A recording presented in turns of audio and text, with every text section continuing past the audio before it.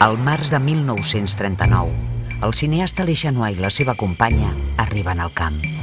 Són joves i compromesos políticament. L'objectiu és filmar la realitat dels refugiats, sense mediacions ni censura.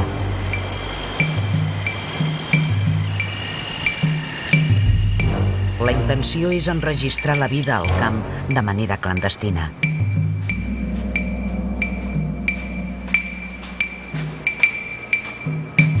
Decideixen camuflar la càmera en un cabàs ple de verdures.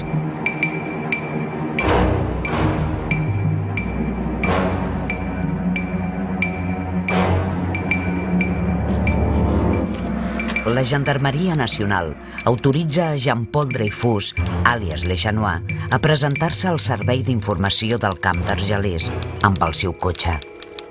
Ells ho aprofiten per entrar a la càmera de manera clandestina. Très bien, c'est en règle. Oui. Allez-y.